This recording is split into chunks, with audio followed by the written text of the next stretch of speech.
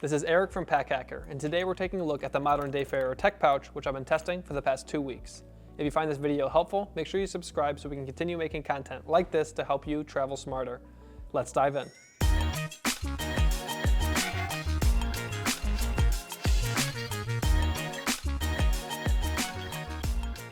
So the material we've got on hand here for this tech pouch is RVX25 X-Pack. So this model only comes in orange, and looking at the previous screen we got over here, I'm not sure how well with all the lights it's showing that this is orange, but this thing is like, it's like orange. A few times when I got it out, I think at least 3 times, I got it out and 3 different people said, that's too orange. So if you really like neon highlighter orange, this is the pouch for you. If you don't really like as kind of in-your-face colors, this might not be the best option for you. But there also is a 1680D Cordura ballistic nylon option, and that comes in black. So obviously Cordura is going to be heavier than this X-Pack is, but it is black and more subdued than this one is. But in addition to the X-Pack here, we've got this Modern Dayfarer logo, and as you can see, it's a little bit dirty.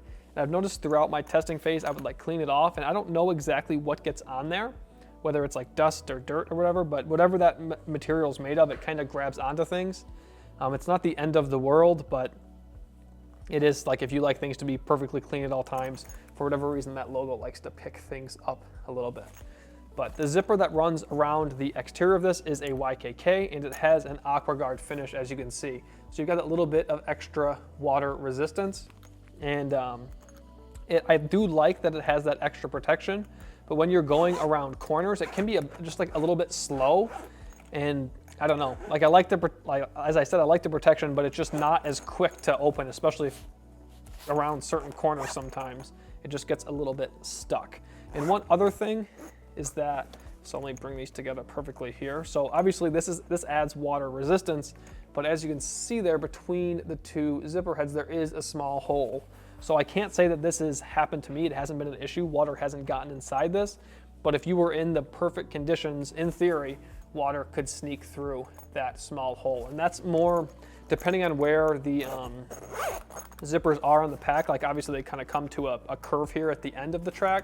The hole is a little bit bigger. But other than that, no issues with the zipper. And overall, just if there's no attachment points on the outside of this thing, so it's a little bit awkward to carry, but if you're keeping this in your bag and not really carrying it around, that's not a huge deal. So moving inside, as you can see, the zipper does go around 3 of these 4 sides. And because there are 2 zippers, you can decide where you want to leave the zippers, and you can only open, a portion of it if you want to, and close it that way. You could just have more options with that. So I'm going to open it all the way and open it up. So as you can see, we've got quite a bit of organization inside of here.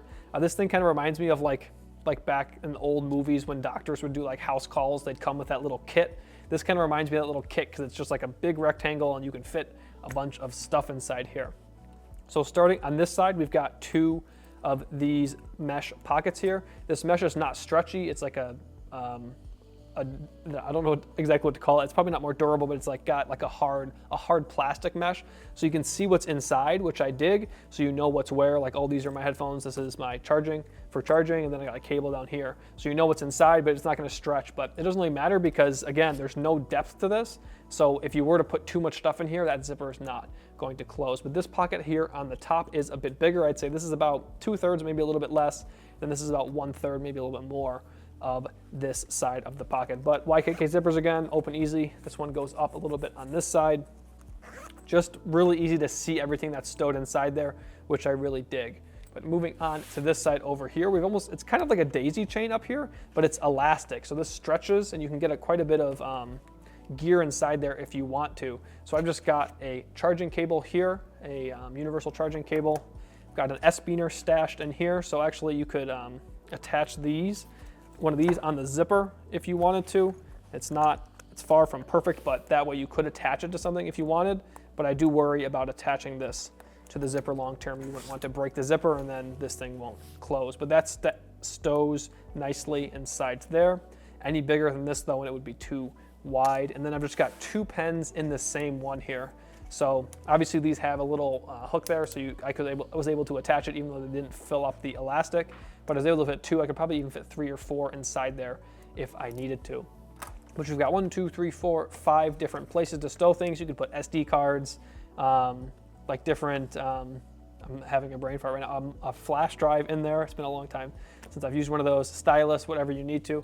And because there is this mesh pocket beneath it, you can put longer items and then they go underneath, like this pen here. When you do that, it's gonna go underneath, and it has a little bit of extra protection, but it can also interfere with whatever you stow inside this pocket here. So right now I've just got a Kindle in there that is dead, but this Kindle fits inside of here. Obviously there really isn't much protection here, so you really got to worry if you are going to put something like that in here, what you're putting over here. Like, these are pretty big and hard, these charging bricks, so you could, in theory, if you slammed it closed, crack the screen. If you have a case, that's not as much of an issue, or if you flip it over, not as much of an issue either. But this is quite a big pocket here. As you can see with my hand in there, it's pretty big, and this is also stretchy mesh here. So not super, I mean, you can't do a lot with the stretch it offers, because again, there's no depth here, so you really can't fit anything, you know, super, like you couldn't fit like an unbreakable gobstopper inside here and close it. It's just not going to work. But it is nice to have that little bit of stretch for, you know, bits and bobs that you might want to throw in here. So this is for things that are just kind of like overflow, whereas this side you can see everything well, and you have these zippered toppers, so it's not going to move around too much. Whereas you can kind of see through this, but not super well. So there is quite a bit of thoughtful organization inside of here. But one thing I did in comparing it to other tech pouches I've used in the past is it's quite big.